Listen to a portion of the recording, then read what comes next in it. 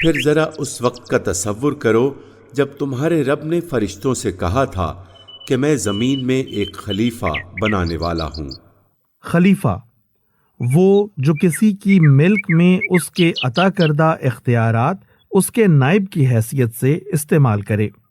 انہوں نے عرض کیا، کیا آپ زمین میں کسی ایسے کو مقرر کرنے والے ہیں جو اس کے انتظام کو بگاڑ دے گا اور خون ریزیاں کرے گا؟ آپ کی حمد و ثنا کے ساتھ تسبیح اور آپ کی تقدیس تو ہم کر ہی رہے ہیں۔ فرمایا، میں جانتا ہوں جو کچھ تم نہیں جانتے۔ اس کے بعد اللہ نے آدم کو ساری چیزوں کے نام سکھائے، پھر انہیں فرشتوں کے سامنے پیش کیا اور فرمایا، اگر تمہارا خیال صحیح ہے کہ کسی خلیفہ کے تقرر سے انتظام بگڑ جائے گا تو ذرا ان چیزوں کے نام بتاؤ۔ انہوں نے عرض کیا، نقص سے پاک تو آپ ہی کی ذات ہے، ہم تو بس اتنا ہی علم رکھتے ہیں جتنا آپ نے ہم کو دیا ہے، حقیقت میں سب کچھ جاننے اور سمجھنے والا آپ کے سوا کوئی نہیں۔ پھر اللہ نے آدم سے کہا، تم انہیں ان چیزوں کے نام بتاؤ۔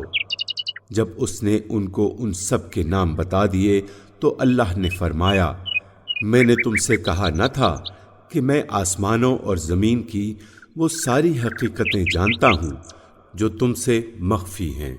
جو کچھ تم ظاہر کرتے ہو وہ بھی مجھے معلوم ہے، اور جو کچھ تم چھپاتے ہو اسے بھی میں جانتا ہوں۔ پھر جب ہم نے فرشتوں کو حکم دیا کہ آدم کے آگے جھک جاؤ تو سب جھک گئے مگر ابلیس نے انکار کیا۔ وہ اپنی بڑائی کے گھمنڈ میں پڑ گیا اور نافرمانوں میں شامل ہو گیا۔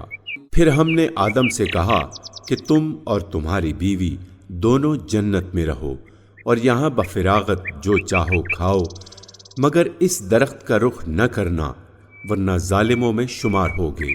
آخر کار شیطان نے ان دونوں کو اس درخت کی ترغیب دے کر ہمارے حکم کی پیروی سے ہٹا دیا اور انہیں اس حالت سے نکلوا کر چھوڑا جس میں وہ تھے۔ ہم نے حکم دیا کہ اب تم سب یہاں سے اتر جاؤ، تم ایک دوسرے کے دشمن ہو اور تمہیں ایک خاص وقت تک زمین میں ٹھہرنا ہے اور وہیں گزر بسر کرنا ہے۔ اس وقت آدم نے اپنے رب سے چند کلمات سیکھ کر توبہ کی، جس کو اس کے رب نے قبول کر لیا، کیونکہ وہ بڑا معاف کرنے والا اور رحم فرمانے والا ہے۔ ہم نے کہا کہ تم سب یہاں سے اتر جاؤ، پھر جو میری طرف سے کوئی ہدایت تمہارے پاس پہنچے تو لوگ میری اس ہدایت کی پیروی کریں گے، ان کے لیے کسی خوف اور رنج کا موقع نہ ہوگا، اور جو اس کو قبول کرنے سے انکار کریں گے اور ہماری آیات کو جھٹلائیں گے وہ آگ میں جانے والے ہیں جہاں وہ ہمیشہ رہیں گے۔